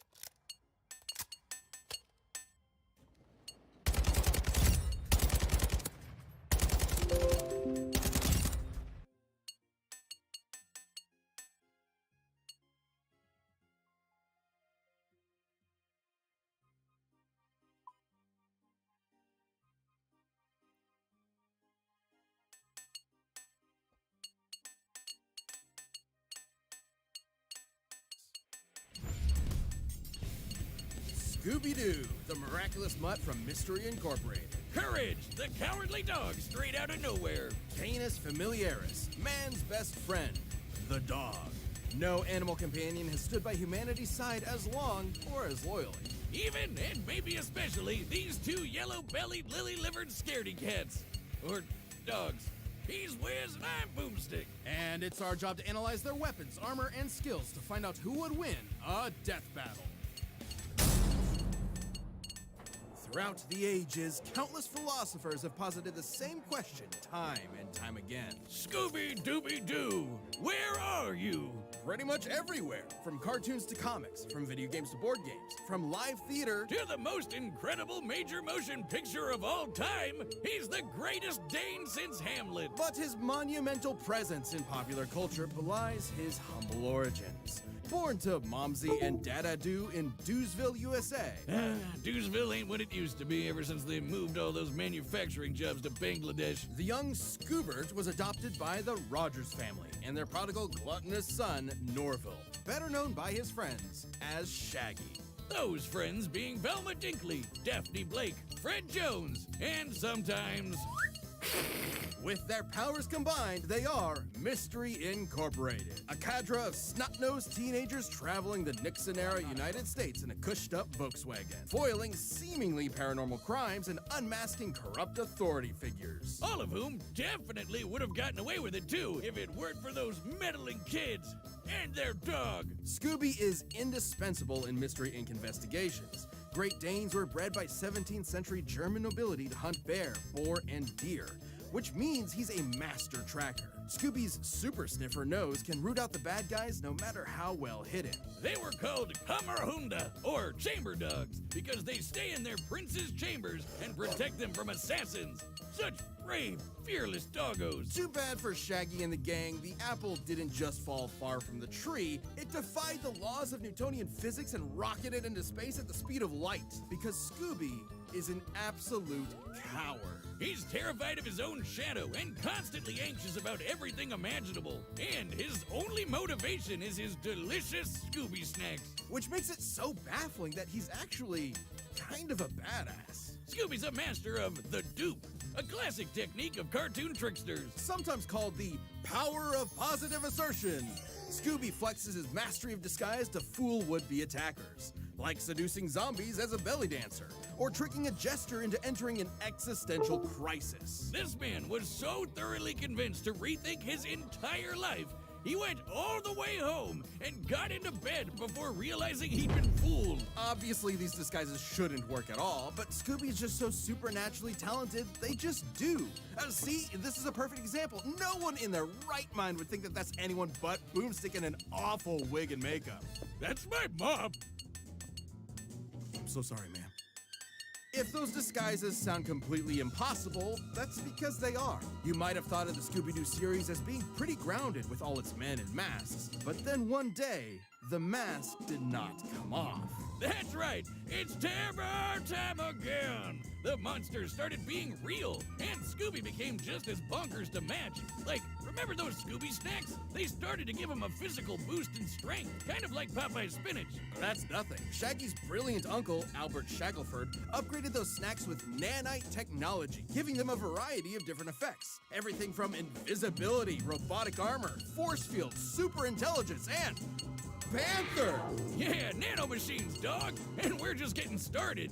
He can stretch and squash his body any way he likes, even duplicating himself or regenerating from damage. Like being chopped into pieces, crumbling into dust, or just blowing up. His soul was literally scared out of his body, and both his body and soul kept going at the same time. That doesn't make sense. He can appear in multiple places at once, ignore the laws of gravity, rewind time with his time scepter or super speed, draw things into existence, and mess with the plot of his own show. Things getting a little too spooky for him? He'll just cut to commercial break. He's also got weapons like the Super Spooker 3000, a gun that instills fear into the hearts of man. And no, not like an actual gun, it literally shoots fear. Or the Chest of Demons, an ark containing 13 monstrous ghosts. Ghosts! Should you be trapped within its grasp, your body and soul will be imprisoned in everlasting torment in this heretofore undiscovered 10th circle of hell. Neat! Scooby-Doo has dodged laser beams and electromagnetic waves, survived being at the epicenter of an explosion that blew up time, and successfully performed the Zabriskie Triangle with Shaggy and Maddie Ziegler. The Zabriskie Triangle is a dance so unbelievably dangerous that even imperfect executions have caused widespread destruction. When performed perfectly, it was so beautiful it literally lit up the entire universe and blew up the enormous snow globe containing it. It makes sense if you watch the show. Actually, no, it doesn't. Taking this literally, we can measure the volume of the broken glass compared to the size of our entire cosmos within it. In order to shatter what is essentially an enormous glass superstructure, each dancer would have to be generating enough energy to destroy our universe 11 quintillion times over. That's right! Maddie Ziegler is a universe buster. With Scooby-Doo as their nigh omnipotent mascot, Mystery Incorporated has saved the world from alien invasions, wielded the power of a yellow lantern ring, and was even made a member of the Mystery Analysts of Gotham by Batman himself. Yes, Batman, the world's greatest detective, recognizes Scooby's skills. Even facing down and defeating the evil entity, an eldritch dark god, and surviving its death, which rewrote all of reality. Yeah, you know, the talking dog that crossed over with the Harlem Globetrotters and Don Knotts defeated Satan. No biggie. So, where is Scooby-Doo? He's solving mysteries and saving the world with his found family. Also, he's an alien. Wait, what? We We interrupt this program to bring you Courage, the Cowardly Dog Show, starring Courage, the Cowardly Dog. Abandoned as a pup, he was found by Muriel, who lives in the middle of nowhere with her husband, Eustace Bag. But creepy stuff happens in nowhere. It's up to Courage to save his new home. Stupid whiz, you made me look bad. Ooga booga booga! You're breathing on me. Get away. Sorry, but who wouldn't be excited for one of animation's mightiest mutts? Courage is an adorable pink beagle with a heart of gold and an undying love for his doting Scottish mistress. Beagles are hare hunters with intense separation anxiety, excellent senses of smell, and a set of lungs that'll knock your socks off. All of which fits Courage to a T, especially the howling part. To be fair, Courage has a lot to howl about. Nowhere USA is a magnet for interdimensional weirdness, attracting some of the strangest freaks in the world. Like master criminals, cats, and LaQuack, mattress demons, mummies, weremoles, mad scientists, gods and goddesses, aliens, robots, alien robots, this chicken, the king of flan, and of course, the United States government. And poor Courage is absolutely terrified of all of it. But his devotion to Muriel means he'll always step up and fight the good fight. Good thing he's kind of a genius. He's a brilliant engineer capable of whipping up the most devious of traps almost instantly. And he's got an unending supply of tools at his disposal. Everything from his trusty mallets to grappling hooks, ray guns, flamethrowers, chainsaws, bombs, beagle-sized cannons, yo-yos, a mind control helmet, vampire hunting gear, and the God Bone.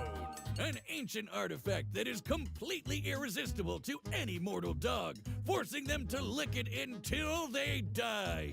Except for Courage, of course. I guess if you have the willpower to stare down a gigantic purple foot mobster, you can resist even the most delicious of treats. And he can pull all of this stuff out of his ass anytime he wants. He always has exactly what he needs. All thanks to his computer named Computer. A sentient desktop which knows almost anything and everything, even if he has a bit of an attitude about it. Which means he's always prepared, especially when he can shapeshift his body into literally anything he can think of. From inanimate objects to monsters to different animation mediums entirely. Courage usually uses this as a form of charades to communicate with others, but don't get it twisted. These aren't just visual animation gags. His body is actually shapeshifting. Courage's body is a canvas upon which his imagination runs wild. He can stretch to crazy lengths, shrink to microscopic sizes, turn invisible, appear anywhere he wants, or duplicate himself. He's also effectively immune to damage. Oh, he still feels pain, but apparently his sheer terror overrides it. Like the times he tore himself in half, or turned himself fully inside out. The dude somehow vaporized his entire body completely, without even ash remaining, and he just popped back good as new. Classic cartoon shenanigans, but technically anatomically correct. Until it isn't. Courage can create objects from his imagination and often breaks the fourth wall, directly addressing the audience. Now, you would think being an impossible-to-kill force of nature would boost his confidence a bit, but isn't that what anxiety does to you? It undermines your sense of self-worth and magnifies the problems around you. Sure, but Courage is also fighting gods just as powerful as himself. Like this enormous alien which could spike meteors so hard it spun the Earth 1,000 years into the future. That's crazy. Then Courage got shot out of a cannon that punched him through the moon, only to get slapped by that same alien and sent crashing back to the planet. And he was fine. Courage is strong enough to physically patch up holes in the ozone layer, hold stars in his hands, and scream so loud he shattered the sun. A scream like that would be like getting hit with over 100 septillion hydrogen bombs all at once, which is, you know, a lot. And keep in mind, the sound waves of his scream would have had to travel through the near vacuum of space. Basically a complete scientific impossibility. Next time you replace my beers in the fridge with LaCroix, I'm getting my boy Jack Spaniels to blow up the sun. You've been warned. That's not all. One time he operated a Peloton controlling a UFO and pedaled it fast enough to fly past Saturn, enter hyperspace, and cross the Milky Way galaxy. Though Courage's greatest challenge came from inside his very home. A monster who tortures his poor pooch every single day. A depraved, psychotic motherfucker. The true Prince of Darkness. The greatest villain in cartoon history. Eustace! He even collected all of Courage's greatest foes like a Legion of Doom, all to mercilessly beat Courage to a pulp in a game of dodgeball. He gives all rednecks a bad name, Wiz. I want to end him. Low. Okay, well, Courage's accumulated PTSD always held him back until he met a kindred spirit, another cowardly monster hunting hound, Scooby-Doo. Oh yeah, I remember him. Together, they discover the source of Nowhere's weirdness, a dark matter meteor that controlled reality itself. Originally the meteor that wiped out the dinosaurs, its dark matter can rewrite the laws of physics, control minds, and turn Courage into a giant kaiju. Taking the meteor for himself, Courage finally faced his fears, defeating this cicada queen goddess thing and saving his family once and for all. Yes, even Eustace. Shit! So let that be a lesson to any who would encroach upon the Bag's humble farm. It has a protector. He may be small, and he may be scared, but standing up to our fears is what makes us brave in the first place. That's why his name is Courage.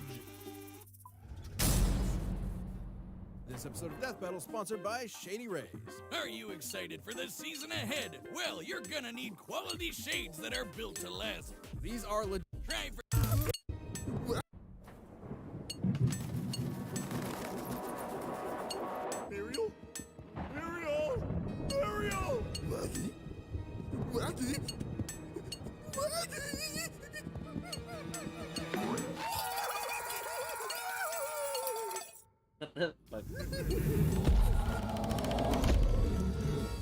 What the fuck?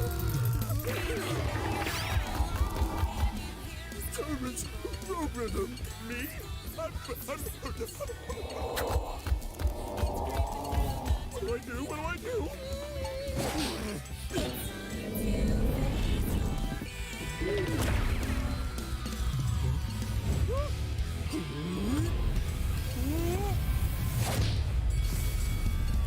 Robert's got it! Robert's got it!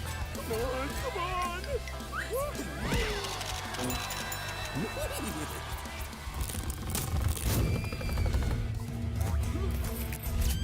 What the fuck is going on here?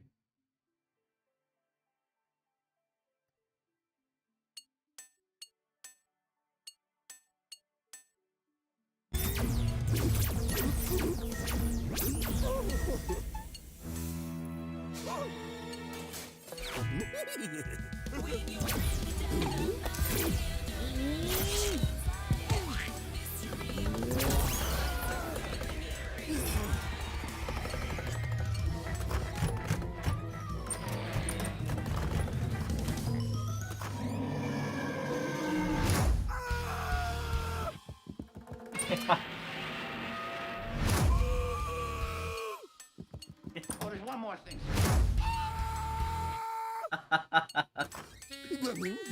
Big boy.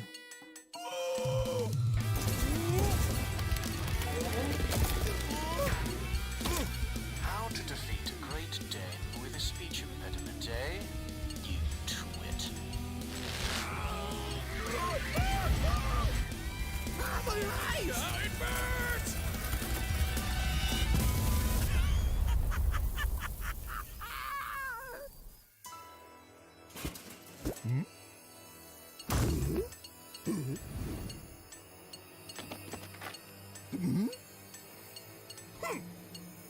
All dogs love their bones, don't they?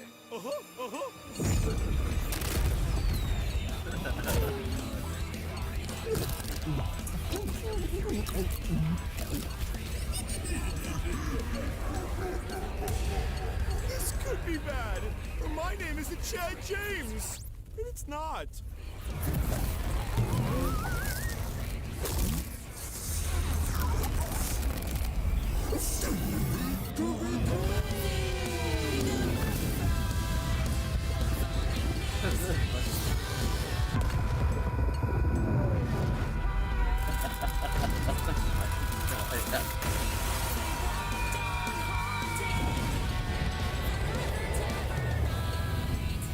Came up with it.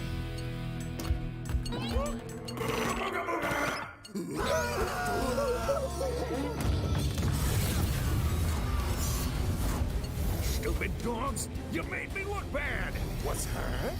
Ow! Ow! Ow! Cut it out!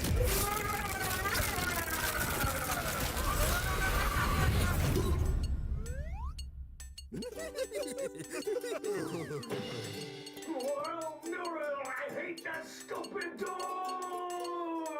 Did draw? KO! Wait, what? Who won? Wiz, as happy as I am to avoid on-screen dog murder, wasn't one of them supposed to die? Not since the Great Norris Centro Singularity event of 2015 have we had a result like this. It can't end like this, right? Even with Courage's insane cosmic feats, you'd think the Zabriskie Triangle would be enough to seal the deal. But both pooches could regenerate from basically any kind of physical damage. Both were incredibly smart in different ways. Scooby was more of a trickster with his dupes, while Courage was a scheming genius. Computer could have given Courage the edge if not for their canon crossover, where it failed to have solid information on Scooby and the gang. So I guess it came down to their unique abilities. And for 90% of their arsenals, they were evenly matched. Transmutation, mind control, you get it. They're tunes with basically anything, except for the Chest of Demons and the Dark Matter Meteor. Sure, the chest could theoretically always trap Courage, but he'd always be able to escape and destroy it with the Dark Matter Meteor. But Scooby could repair the damage by reversing time and then trap him again. And then Courage would break out again. You know where this is going. Ultimately, this battle between man's best friends would never end. But this is a death battle. Somebody has to die. Someone did, Wiz. Someone did.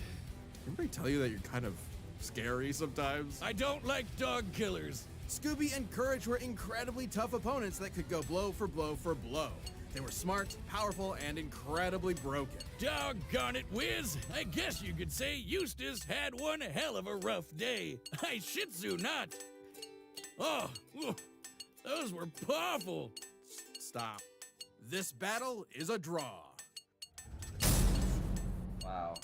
Hi, I'm Ben, the voice of Wiz. Thank you so much for watching. We are about to announce the next episode, but before we do that, if you're not a Death Battle member yet, click that join button below. See what you're missing.